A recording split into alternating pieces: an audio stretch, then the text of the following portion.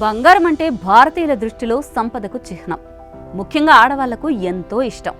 అంతేకాదండి, కుటుంబ వారసత్వంగా పెళ్లిళ్లలో బహుమతిగా లేదా భవిష్యత్తు భద్రత కోసం బంగారం కొనేవారు. కానీ ఇప్పుడు మరో కొత్త జోరు మొదలైంది. ధనవంతులు తమ సంపదలో కొంత భాగాన్ని డిజిటల్ కరెన్సీలైన బిట్కాయిన్ వైపు మళ్లిస్తున్నారు. ఇంతకీ అసలు బిట్కాయిన్ అంటే ఏంటి? ఇది నిజంగా సురక్షితమేనా?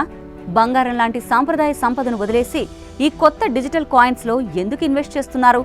ఈ కొత్త ట్రెండ్ వెనుక రహస్యమేంటి? దాని గురించి బ్రీఫ్గా నేను చెప్తాను. నిజానికి ప్రపంచవ్యాప్తంగా బిట్కాయిన్ ఆధిపత్యం పెరుగుతూ ఉంది. క్రిప్టోగ్రఫీ అనే ప్రక్రియతో రూపొందించే డిజిటల్ అసెట్ ఇది. దీన్ని ట్రేడింగ్ ఎక్స్చేంజ్ సాధనంగా ఉపయోగించవచ్చు. దీని కారణంగానే అసలు క్రిప్టో కరెన్సీ అనే పదం ఉనికిలోకి వచ్చింది. బిట్కాయిన్ డిజిటల్ కరెన్సీని మొదటిసారిగా 2009లో పబ్లిక్గా చెల్లుబాటులోకి తెచ్చారు. బిట్కాయిన్ అభివృద్ధి వెనుక సతోషి నకమోటో అనే జపాన్ వ్యక్తి ఉన్నారు. అయితే బిట్కాయిన్ సృష్టి వెనుక ఒక వ్యక్తి మాత్రమే లేడని, అది ఒక వ్యక్తుల సమూహం కావచ్చు అనే ఊహాగానాలు కూడా ఉన్నాయి. సతోషి అనేది బిట్కాయిన్లోని అతి చిన్న యూనిట్. ఇది భౌగోళిక సరిహద్దులు దాటి ప్రతి ప్రదేశంలో చెల్లుబాటు అయ్యే కొత్త ఎలక్ట్రానిక్ ఎక్స్చేంజ్ వ్యవస్థ బ్లాక్ చైన్ టెక్నాలజీని ఉపయోగించి ఈ కరెన్సీని రూపొందించారు.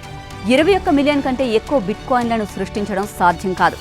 బిట్కాయిన్ మైనింగ్ ప్రక్రియ ద్వారా సృష్టిస్తారు. ఇక ధనవంతులు బిట్కాయిన్లో ఎందుకు ఆసక్తి చూపిస్తున్నారు అంటే, బిట్కాయిన్ గత 10 ఏళ్లలో సగటున సంవత్సరానికి 70% రాబడినిచ్చింది. దీన్ని బంగారంతో పోల్చితే బంగారం ఇచ్చే రాబడి సంవత్సరానికి 6 నుంచి 8% మాత్రమే. అంటే బిట్కాయిన్ లాంటి క్రిప్టోలు ఎక్కువ రిస్క్తో ఎక్కువ లాభాలను ఆఫర్ చేస్తాయి. అంతేకాకుండా ప్రపంచవ్యాప్తంగా పెద్ద బ్యాంకులు, కంపెనీలు క్రిప్టోను అంగీకరిస్తుండడం వల్ల ఈ ఆస్తులు ఇప్పుడు సాధారణ ఫైనాన్షియల్ పోర్ట్ఫోలియోలో భాగమవుతున్నాయి. మరోవైపు క్రిప్టో అంటే రిస్క్ లేకుండా ఉండదు. బిట్కాయిన్ ధరలు ఒక్కోసారి ఊగిసలాడుతూ ఉంటాయి. బంగారం కంటే 4 రెట్లు ఎక్కువ హెచ్చుతగ్గులు ఉంటాయి. అంతేకాకుండా ఇండియాలో క్రిప్టో లాభాలపై 30% ట్యాక్స్, 1% టీడీఎస్ కూడా ఉంది. అయినా ధనవంతులు ఈ రిస్క్ను సమర్థవంతంగా నిర్వహిస్తున్నారు.